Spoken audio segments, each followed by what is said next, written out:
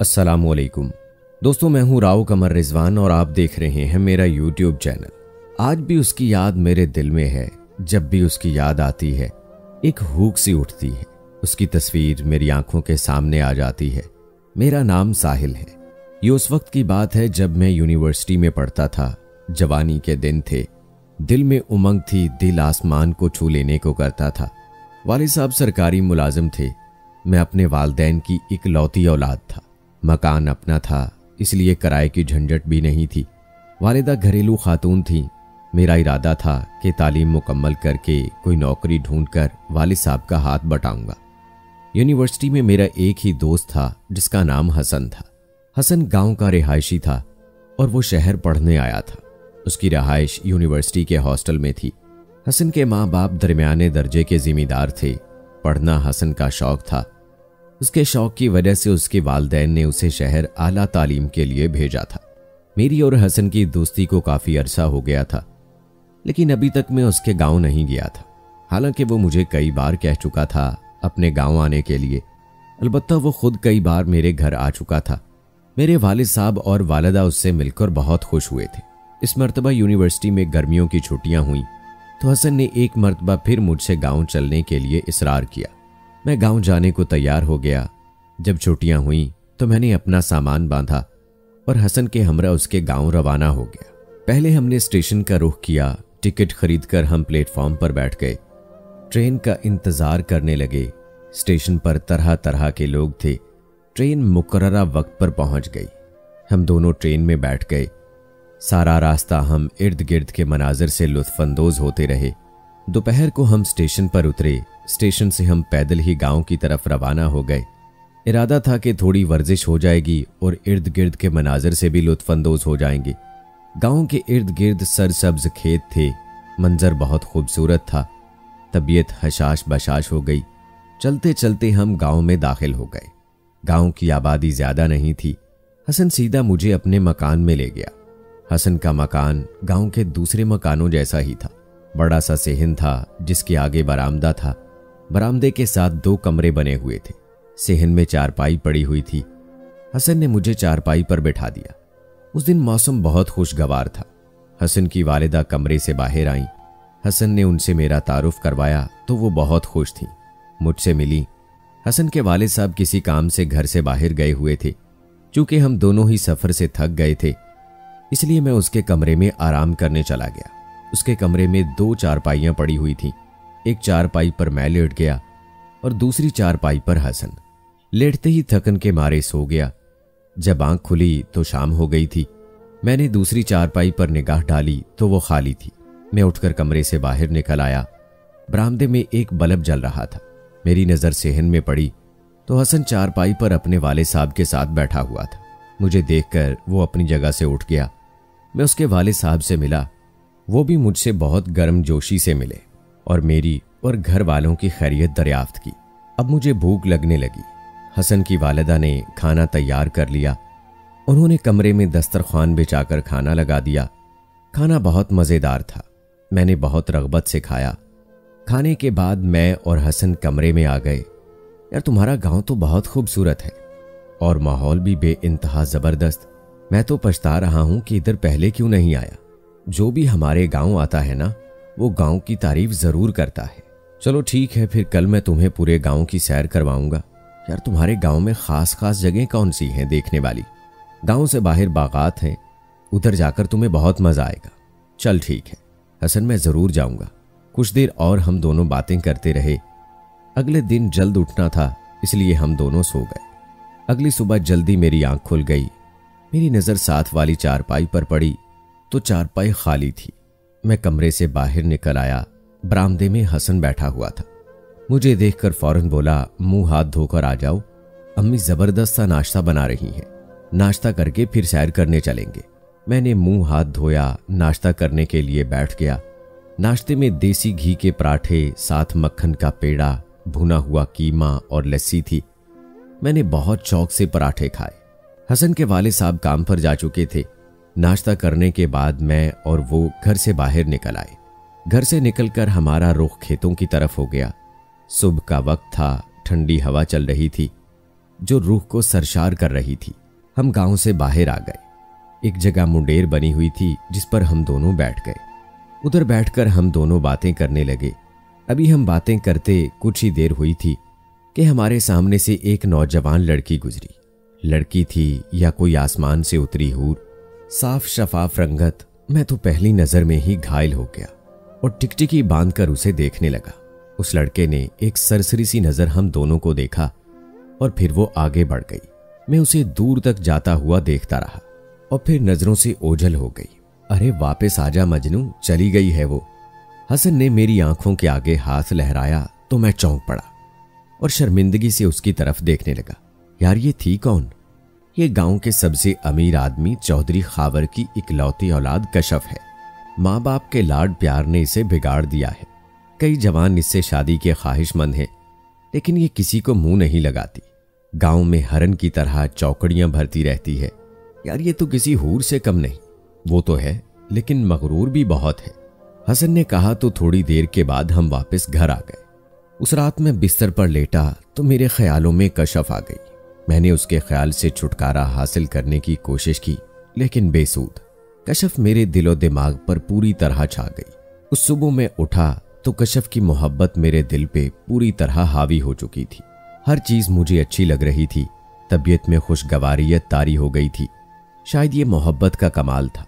मुझे गांव में रहते हुए 2 दिन हो गए थे। इस दौरान कशफ भी मुझे दोबारा नजर नहीं आई। हालांकि मेरी बारहा कोशिश होती थी कि किसी तरह मुझे उसकी बस एक झलक ही नजर आ जाए। अभी तक मैंने हसन को अपनी मोहब्बत के बारे में नहीं बताया था। एक दिन मैं और हसन खेत की मुंडेर पर बैठे हुए थे कि हमने दूर से एक घोड़े को भागते हुए आते देखा। घोड़े पर कोई बैठा हुआ था। जब घोड़ा करीब आया तो मैंने देखा कि घोड़े पर तो कशफ बैठी हुई थी। वो घोड़े को काबू करने की कोशिश कर रही थी, लेकिन घोड़ा उसके काबू में नहीं आ रहा था। घोड़ा हमारे पास पहुंचकर दायरे में घूमने लगा। मैं और हसन उठकर खड़े हो गए। इस दौरान मुझे अचानक न जाने क्या हुआ कि मैं घोड़े की तरफ दौड़ा। मेरे पीछे हसन भी भागा। मैं भागकर घोड़े को काबू करने की कोशिश करने लगा। इस दौरान हसन और गांव के कुछ लोग जो खेतों में शायद काम कर रहे थे वो भी आ गए। हम सब ने मिलकर घोड़े को काबू कर लिया। शुक्र है इस दौरान कशफ घोड़े पर से नहीं गिरी थी। कुछ लोगों ने फिर उसे सहारा देकर नीचे उतारा और उसको उसके घर की तरफ ले गए। जाने से पहले उसने मेरी तरफ देखा। वो कुछ बोली नहीं, लेकिन मुझे लगा कि वो मेरा शुक्रिया अदा कर रही है। रात को मालूम हुआ कि कशफ घुड़सवारी कर रही थी कि उसके घोड़े के सामने सांप आ गया। घोड़ा बिदक गया, बेकाबू हो गया। बेकाबू होकर खेतों में उस तरफ निकल आया जिधर मैं और हसन बैठे हुए थे। इस बात को कुछ दिन और गुजर गए। अब मैं शहर वापस जाने के बारे में सोच रहा था। अगली सुबह मैं सेहन में बैठा हुआ था। हसन किसी काम से बाहर गया हुआ था। घर में उसकी वालिदा थी जो किचन में काम कर रही थी। इतने में घर का दरवाजा खोलकर एक उधेड़ उम्र औरत अंदर दाखिल हुई। हुलिये से वो गांव की ही लग रही थी। उसी वक्त हसन की वालिदा बावर्ची खाने से निकल आई। उनकी निगाह उस औरत पर पड़ी तो उन्होंने कहा, आओ शाइस्ता बी, कैसी हो? बड़े दिनों बाद आई। बस मसरूफियात बहुत थी, चलो अंदर कमरे में आ जाओ। शाइस्ता कमरे में चली गई। मैं बाहर सेहन में ही बैठा रहा। कुछ देर बाद हसन की वालिदा कमरे से निकली और बावर्ची खाने में चली गई। उनके जाने के फौरन बाद शाइस्ता कमरे से निकली और सीधी मेरे पास आई। उसे अपने पास आता देखकर मैं तो चौंक गया। वो चारपाई के पास रुकी।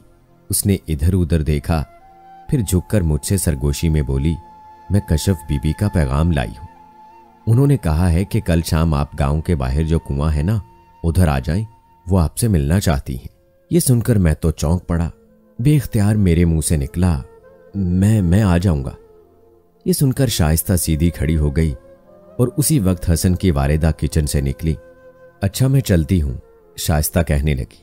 अरे अरे इतनी जल्दी क्यों जा रही हो? रुको तो सही। नहीं बहन, एक जरूरी काम याद आ गया है, फिर किसी और दिन आऊंगी।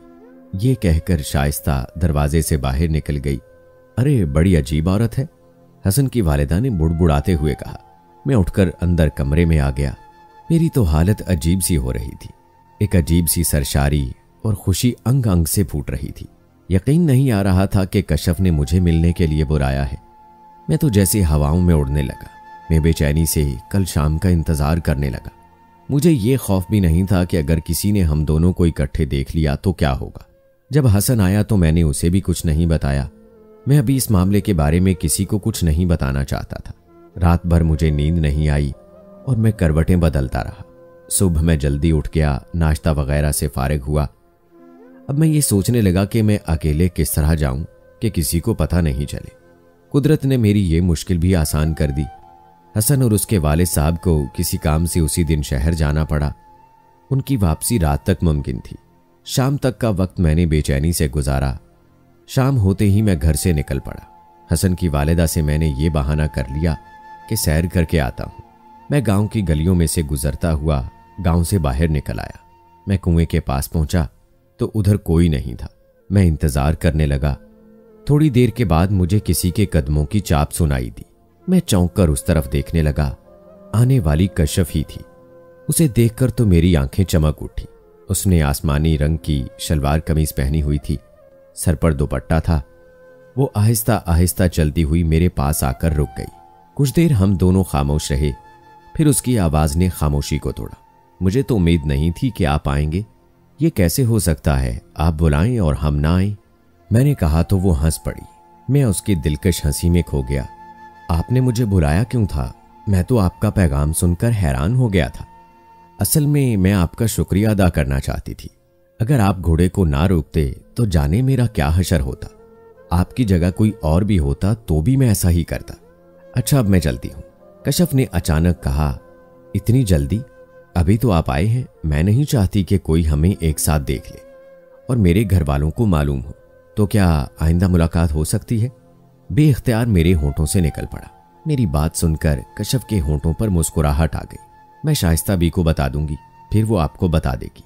कशफ चली गई और मुझे महसूस हुआ कि मेरा दिल भी अपने साथ ले गई है। मैं भी वापस हसन के घर की तरफ चल पड़ा। जब मैं घर में दाखिल हुआ तो हसन अभी तक वापस नहीं आया था। मैं सीधा कमरे में चला गया। बिस्तर पर लेटकर मैं भी कशफ के ख्याल में खो गया। थोड़ी देर के बाद हसन भी अपने वालिद के साथ वापस आ गया। अगले दिन से मैं कशफ के पैगाम का इंतजार करने लगा। मुझे गांव आए हुए काफी दिन हो गए थे।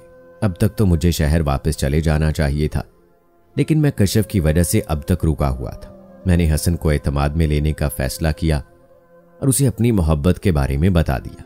पहले तो वो बहुत नाराज हुआ कि मैंने उसे पहले क्यों नहीं बताया। फिर वो परेशान हो गया। उसने कशफ के बाप चौधरी खाबर का जिक्र किया कि अगर उसे मालूम हो गया तो बहुत बुरा होगा, वो मुझे कोई नुकसान भी पहुंचा सकता है। मैंने जवाब दिया, मुझे कोई डर और खौफ नहीं। अगले 4-5 दिनों में मेरी और कशफ की 2 मुलाकातें और हुईं। उन दोनों मुलाकातों के नतीजे में हम एक दूसरे के और करीब आ गए। हमने जिंदगी भर साथ निभाने का वादा किया। मैंने उससे कहा कि मैं उसके घर अपने वालिदैन को रिश्ते के लिए भेजूंगा। कशफ ने कहा कि उसके वालिद नहीं मानेंगे, वो उसकी शादी अपने दोस्त के बेटे के साथ करना चाहते हैं। मैंने उसको तसल्ली दी और कहा, पर हमें कोशिश तो करनी चाहिए ना। कुछ दिनों बाद मैं शहर रवाना हो गया। शहर पहुंचकर भी मैं कशफ की याद में खोया रहा। मैंने सोचा कि अपने वालिदैन को बता दूं और वो जाकर कशफ का रिश्ता मांग ले और साथ ही बात पक्की कर ले। शादी जब हो, जब मुझे नौकरी मिल जाए। मैं कुछ दिनों तक मुनासिब मौके का इंतजार करता रहा। फिर एक दिन मैंने अम्मी से जिक्र कर दिया। वो सुनकर परेशान हो गई, क्योंकि वो मेरी शादी अपनी बहन की बेटी कायनात से करना चाहती थी। कायनात थी तो बहुत खूबसूरत, लेकिन वो मुझे नहीं पसंद थी। मैं तो उसे अपनी बहनों की तरह समझता था। वो जब भी हमारे घर आती कोशिश करती कि ज्यादा से ज्यादा वक्त मेरे साथ गुजारे, लेकिन मैं उससे दूर रहने की कोशिश करता था। मेरी पूरी बात सुनकर अम्मी ने कहा, वो बहुत अमीर लोग हैं, बराबरी की सतह पर ही रिश्ता करेंगे। कशफ अपने वालिदैन को मना लेगी। अम्मा फिर आखिर मान गई, क्योंकि मैं उनकी इकलौती औलाद था। अगले दिन वालिदा ने वालिद साहब से बात की। उन्होंने भी इसी खदशे का इजहार किया जिसका इजहार वालिदा ने किया था कि कशफ के वालिदैन इस रिश्ते के लिए राजी नहीं होंगे। लेकिन वालिदा ने वालिद साहब को भी मना लिया। कुछ दिनों के बाद वालिद साहब और वालिदा कशफ के गांव रवाना हुए। मैं भी उनके हमरा था। हम गांव में हसन के घर ठहरे थे। हसन के वालिदैन को जब मालूम हुआ कि हम लोग किस मकसद के लिए आए हैं, तो उन्होंने भी इसी खदशे का इजहार किया जिसका इजहार मेरे वालिदैन कर चुके थे। लेकिन मेरा इरादा देखकर खामोश हो गए। अगले दिन वालिद और वालिदा कशफ की हवेली रवाना हो गए। मैं घर में ही रहा और बेचैनी से उनकी वापसी का इंतजार करता रहा। न जाने कितना वक्त गुजर गया था कि दरवाजा खटखटाने की आवाज आई। मैं जल्दी में दरवाजे पर गया और दरवाजा खोल दिया। दरवाजे पर वालिद और वालिदा थीं। मैंने उनके चेहरों पर निगाह डाली तो मुझे अंदाजा हो गया कि चौधरी खावर ने इनकार कर दिया होगा। मैं बुझे दिल से वापस पलट गया। वालिद साहब और वालिदा बरामदे में बैठ गए। अम्मी, क्या जवाब दिया कशफ के वालिद ने? मैंने अम्मी से पूछा। हालांकि मुझे अंदाजा था कि उनका जवाब क्या होगा। वालिदा की बजाय वालिद साहब ने जवाब दिया, बेटा, पहले तो चौधरी खावर के मुलाजिम ने कहा कि वो मसरूफ है, हमें इंतजार करना पड़ा। फिर बड़ी मुश्किल से उनसे मुलाकात हुई। उससे हमने अपना मकसद बयान किया तो वो तो हाथ से ही उखड़ गया। बहुत बदतमीजी की उसने हमारे साथ। कहने लगा कि तुम्हारी जुर्रत कैसे हुई, समझो हम अपनी जान बचाकर भागे हैं बेटा। वालिद साहब की बात सुनकर मुझे बहुत गुस्सा आया और शर्मिंदगी भी हुई कि मेरी वजह से उनको इतनी बातें सुनना पड़ी। मैंने तो पहले ही कहा था कि हमें नहीं जाना चाहिए। मेरी वालिदा मुझसे कहने लगी, अब हमें फौरन वापस चलना चाहिए। अम्मी ने उठते हुए कहा, कल चलेंगे, वालिद साहब ने कहा। लेकिन मेरे इसरार को देखते हुए वो फिर तैयार हो गए। उसी शाम हम वापस रवाना हो गए। वापस आकर भी कशफ की याद मुझे सताती रही। कुछ दिन इसी कैफियत में गुजर गए। एक दिन मैं सुबह यूनिवर्सिटी पहुंचा तो मुझे हसन मिला। उसके चेहरे से परेशानी टपक रही थी। उसने मुझे एक रूह फरसा खबर सुनाई। वो किसी काम से गांव गया तो उसे मालूम हुआ कि कशफ ने खुदकुशी कर ली है। ये खबर सुनकर मेरा सर चकराने लगा। मैं तो सर पकड़ कर बैठ गया। जब हवास बहाल हुए तो मैंने हसन से तफसील पूछी।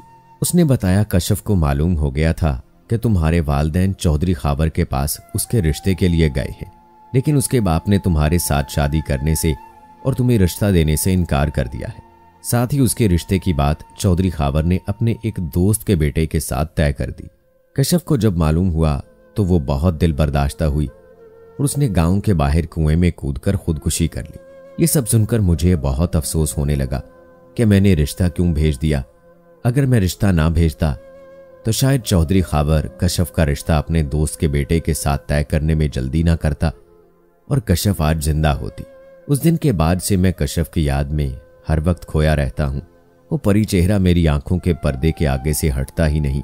मैंने अब तक शादी नहीं की और लगता है कि शायद बाकी जिंदगी भी कशफ की ही याद में गुजरेगी।